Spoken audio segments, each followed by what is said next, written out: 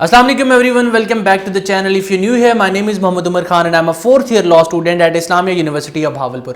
आज के इस वीडियो में मैं आप लोगों के साथ डिस्कस करूंगा कि अगर कुछ स्टूडेंट्स के मार्क्स जो हैं वो 50% से कम हैं, लो मार्क्स हैं एफएससी में, एफए में, आईसीएस में, आईकॉम में, और वो लॉ करना चाहते हैं तो उनको क्या करना चाहिए। काफ़ी सारे कमेंट सेक्शन में इस तरह से आ रहे होते हैं कि हमें कोई कॉलेज रिकमेंड कर दिया जाए, प्राइवेट कॉलेज रिकमेंड कर दिया जाए जहां पर फीस भी कम हो और हमारे मार्क्स एफए या एफएससी में कम है। तो सबसे पहले हम एचईसी का कुछ ऑफिशियल क्राइटेरिया देख लेते हैं कि एचईसी बेसिकली क्या कहता है कि एडमिशन अगर आप लोग लॉ में लेना चाहते हैं तो आपके कितने मार्क्स होने चाहिए। वेल एचईसी हमसे कहता है कि आपके 50% एफएससी में मार्क्स होने चाहिए और 50% लैट में मार्क्स होने चाहिए। मतलब लैट को पास करने के लिए क्लियरली 50 नंबर आप लोगों को जरूरी होते हैं, तो आपका लैट भी पास होना चाहिए 50 नंबरों के साथ और आपके 50% इंटर में मार्क्स होने चाहिए, तब जाके आप किसी यूनिवर्सिटी में या फिर कॉलेज में अप्लाई कर सकते हैं। ये एचईसी का क्राइटेरिया। खैर पब्लिक सेक्टर्स में अप्लाई करने के लिए बिल्कुल यही क्राइटेरिया कि आपके एटलीस्ट सेकंड डिवीजन होनी चाहिए एफएससी में ताकि आप लोग अप्लाई कर सकें। लेकिन जो प्राइवेट कॉलेजेस हैं वो आपको ये ऑप्शन देते हैं कि अगर आपके 45% मार्क्स हैं, 47% मार्क्स हैं तो आप वहां पे अप्लाई कर सकते हैं। अब दूसरा सवाल हमसे पूछा जाता है कि कौन सा कॉलेज सिलेक्ट किया जाए। वेल मैंने काफ़ी सारी वीडियोस बना के ये बताया है कि कॉलेज को सिलेक्ट करना आपके ऊपर है, आपके डिस्ट्रिक्ट में, आपके सिटी में, आपके डिवीजन में। लाइक अगर आप भावलपुर डिवीजन से ताल्लुक़ रखते हैं, आपका ताल्लुक़ खानपुर से है, रहीम यार खान से, तो आप अपने गिरदोनवाह में देखेंगे आपके मार्क्स कम है, आप किसी प्राइवेट कॉलेज में जाना चाहते हैं तो डेफिनेटली आपके शहर के करीब आपको कोई ऐसा प्राइवेट कॉलेज मिल जाएगा जो कि आपको LLB 5S ऑफर कर रहा होगा। अब उसमें एडमिशन लेने से पहले हमें क्या क्या चीज़ें देखनी है। सबसे पहले हमने उस कॉलेज को विजिट करना है, पर्सनली कॉल कर लिया, आपने पता चल चुका है कि ये LLB ऑफर कर रहे हैं। आपने पूछना है कि आपकी एफिलिएशन किस यूनिवर्सिटी के साथ है।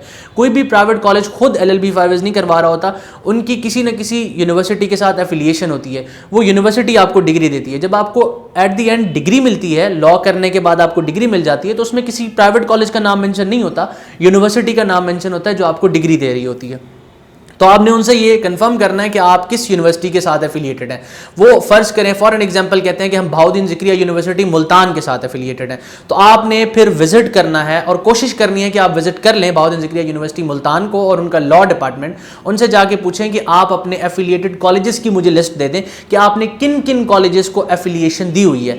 बाज़ औक़ात काफ़ी सारे कॉलेजेस क्लेम कर रहे होते हैं, मैं आपको प्रैक्टिकल चीज़ें बता रहा हूँ कि कॉलेजेस क्लेम कर रहे होते हैं कि हमारी एफिलिएशन है, लेकिन उनकी एफिलिएशन नहीं होती। आप वहाँ पर अप्लाई कर देते हैं और जब आपके पेपर की डेट आती है तो वो कहते हैं आपकी तो स्लिप इशू नहीं हुई, आपका तो एडमिशन नहीं गया, हमारी तो एफिलिएशन का मसला हो गया। तो इस तरह से वो कुछ कहते हैं। तो आपने उस यूनिवर्सिटी से भी कंफर्म करना है जिस यूनिवर्सिटी के बारे में आपको वो लोग कहेंगे कि यहां से हमारी एफिलिएशन है। अब ये मैं सिर्फ उन कॉलेजेस के बारे में बता रहा हूं जो कि बड़े कॉलेजेस नहीं है, छोटे कॉलेजेस हैं। हर शहर में, हर डिस्ट्रिक्ट में या हर डिवीजन में कुछ ना कुछ प्राइवेट कॉलेजेस, लॉ कॉलेजेस मौजूद हैं।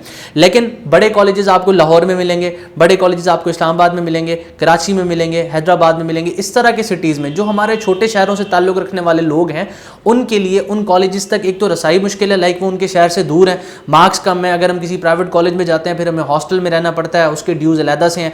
तो आप उससे बेहतर है कि अपने एरिया के करीब देखें, आपको अगर कोई मुनासिब कॉलेज मिलता है। अब फीस का भी सवाल किया जाता है कि इस तरह के कॉलेजेस की फ़ीस क्या होनी चाहिए। काफ़ी सारे ऐसे प्राइवेट कॉलेजेस हैं जहाँ पर ना तो प्रॉपर तरीके से क्लासेस हो रही हैं, ना उनके पास अच्छी फैकल्टी मौजूद है, बट स्टिल वो लोग 1.5 लाख 2 लाख रुपए भी आपसे डिमांड कर रहे हैं। इस तरह के प्राइवेट कॉलेजेस की फ़ीस ज़्यादा से ज़्यादा अगर होगी तो वो एनुअल बेसिस पर 50 से 60 हज़ार के दरमियान होगी। आपको इस तरह के कॉलेजेस की लिस्ट काफ़ी वेबसाइट्स पर भी मिल जाएगी। अगर आप खुद सर्च करेंगे तो आपको खुद भी पता चल जाएगा। मुख्तलिफ कॉलेजेस के नंबर निकाल के आप उनसे कॉल पर बात करेंगे तो एनुअल बेसिस पर इस तरह के कॉलेजेस की फ़ीस 50 से 60 हज़ार से ज़्यादा नहीं हो सकती।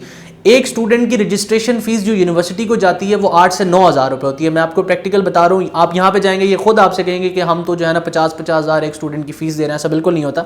8 से 9 हज़ार रुपये रजिस्ट्रेशन फीस होती है, बाकी सारे के सारे पैसे ये कॉलेज खुद रखता है। तो खुद किस लिए रखता है? एट दी एंड अगर हमें कोई सर्विसेज ना डिलीवर कर रहे हो, लाइक हमें लेक्चर्स ना डिलीवर कर रहे हो, हमें क्लासेस ना डिलीवर कर रहे हो, तो फिर वो ऊपर वाले पैसे जो है ना देने का कोई फ़ायदा नहीं है। तो आप लोगों ने ये चीज़ कन्फर्म करनी है कि अगर आपसे वो 50-60 हज़ार छोटा कॉलेज डिमांड कर रहा है तो क्या उसकी एफिलिएशन भी कन्फर्म है या नहीं। अगर उसकी एफिलिएशन कंफर्म है तो आई थिंक 50-60-70 हज़ार रुपये में एक ऐसा कॉलेज जो कि नॉर्मल सा कॉलेज है, आपको वहाँ पे एडमिशन ले लेना चाहिए। बाकी स्टडीज़ फिर आपके ऊपर है। आपने एफएससी में मार्क्स कम स्कोर किए, आपका इंटर में मार्क्स कम है, अब आपने लॉ में भी ऐसे कॉलेज में एडमिशन ले लिया, क्योंकि फाइनेंस का काफ़ी सारे लोगों को मसला होता है, इस वजह से मैं जिक्र कर रहा हूँ। तो फिर आपने अपनी एजुकेशन को इस तरह लेके चलना है कि आपको पेपर्स को पास करने में कोई मसला ना हो और लॉ में कोई मसला ना हो कि आपका knowledge of law at the end of the degree weak हो। तो ऐसा कुछ नहीं होना चाहिए, ये आपने खुद फिर इस चीज़ को इंश्योर करना है। अब दूसरी यहाँ पर कैटेगरी आती है कि कुछ अच्छे कॉलेजेस हैं लाइक जहाँ पे क्लासेस हो रही हैं जिनका मार्केट में नाम है, तो वहाँ पे फीस कितनी होनी चाहिए। अब कुछ बड़े कॉलेजेस हैं उनकी फ़ीस तो 3, 3.5, 4 लाख रुपए तक भी है, लेकिन डिपेंड करता है आप उन कॉलेजेस को विजिट करेंगे आपको फ़र्क पता चल जाएगा उनकी बिल्डिंग से, उनके वहाँ पे को करिकुलर एक्टिविटीज़ से, उनकी फैकल्टी से, उनकी एडमिनिस्ट्रेशन से बात करने के बाद आपको ये चीज़ क्लियर हो जाएगी कि ये अगर 3 से 4 लाख रुपए आपसे पर ईयर चार्ज कर रहे हैं तो ये किस लिए चार्ज कर रहे हैं। वो उतनी सर्विसेज आपको डिलीवर कर रहे होते हैं, इसलिए उनकी फ़ीस इतनी ज़्यादा होती है।